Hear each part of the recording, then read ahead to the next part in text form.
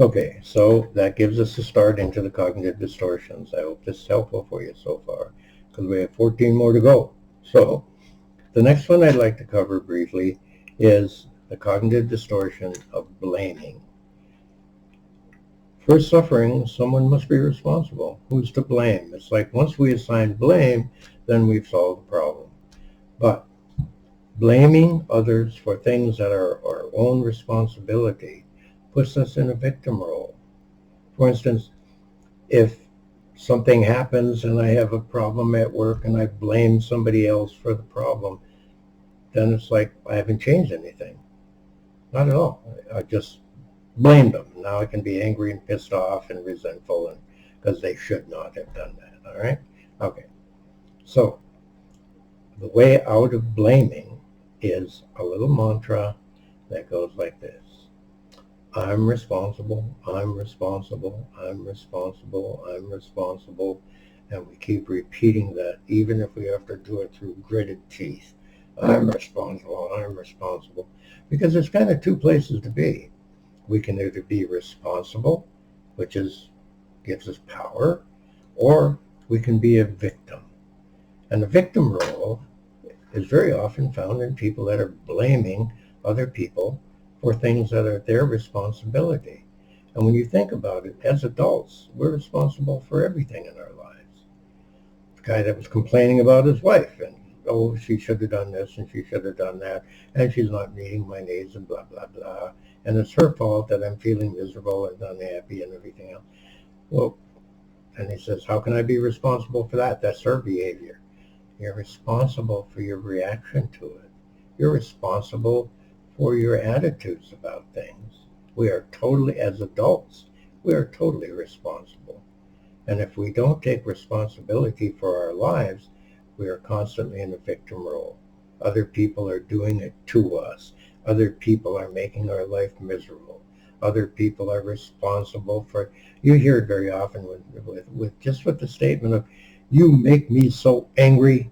Well, no, I can't really make you angry. I can behave, and then you're the one that assigns the meaning to it, and that I'm to blame for your unhappiness. Now, the other thing that happens with that is if we refuse to take responsibility for everything in our lives, everything, then we're in that victim role. And what we do is we blame other people, but that doesn't change anything. So if you're using that mantra that goes, I'm responsible, God damn it, I'm responsible. If you're responsible for everything in your life as an adult, then you don't have that anger. You don't have that charge. It's really nice to look around, first of all, to try and find somebody to blame. And we can blame others, but we also can turn it on ourselves if that's part of the way we operate. And then the shoulds kick in. It was my fault that this happened. I should have. And there we go. And it seems as though that one cognitive distortion links to another, links to another, links to another, and creates a downward spiral where we keep going further and further into negative emotions. So the quickest way to get rid of negative emotions, even though it's hard, is every situation, I'm responsible, I'm responsible, I'm responsible. Now, let's say somebody T-boned you in an intersection. You had the green light. How can you have any responsibility in that? Well, you chose to drive a car. And when you drive a car in traffic, you're taking a risk, and you're responsible for it. So you're not 100% responsible, but you have some responsibility in it. I know this is going to be a difficult one, especially if you've been locked into a pattern of blaming. Now, here's where some of that comes from. A lot of it can come from childhood, because if you're in a family that's using a lot of cognitive distortions, then you probably got blamed for a lot of things. And then you, in turn, learn to blame others. So Dad beats the hell out of you, and he says, if you hadn't done that, I wouldn't do this to you.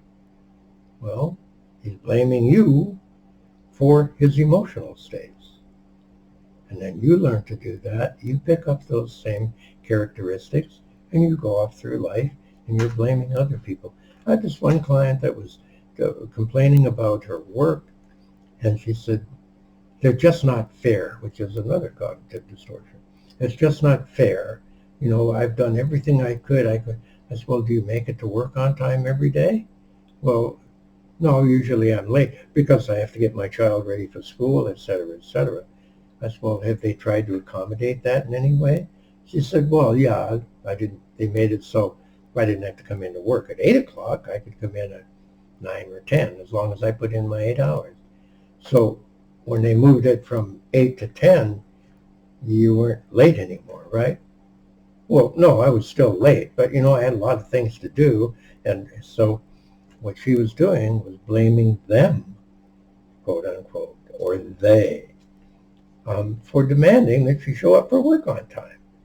Now, that went on for a long time, and they tried to accommodate her in all kinds of different ways, and eventually they fired her. And then she could blame them for firing her when she was a lousy employee. And she was off the hook. So when we blame others for our emotions, when we blame others for our situations, we are a victim. And the victim role is filled with entitlement. I'm entitled now to think badly of you. I'm entitled now to treat you poorly. I'm entitled to think badly of you. So to get out of that blaming, the best way out of it is that damn mantra that we all hate that goes, I'm responsible, I'm responsible. So I can't think of all the different examples of that, but you might come up with some of your own, of blaming other people for your emotions. Other people, other situations do not create emotions. We are the ones that are creating the emotions with our thoughts, images, fantasy, and meaning that we assign to events. So think about that one and just practice it sometime. When you're really frustrated and angry with somebody, just saying over and over again, I'm responsible, and then see what happens. And you can almost feel that negative energy, that negativity going down. Now, you may have to do it more than once. I remember in one incident, somebody stole something from me. And of course, I was really pissed off, and they should not have done that, and blah, blah, blah. That's unfair, and all kinds of cognitive distortions around that. And then I remembered the mantra, and I went, okay, I'm responsible, I'm responsible, I'm responsible. I could have locked up that material and it wouldn't have gotten stolen. I'm responsible. I'm responsible for the way I'm responding to this. So ponder that one for a while, and then we'll go on to the next one. And I wish that we could work more interactive, so, you know, you could ask me questions, or what about this, or what about that. But I'm just going to go through these cognitive distortions with you, and then we'll kind of see how they all fit into a pattern that creates a tremendous amount of negativity in our lives. All right, hang on. I'll be right back.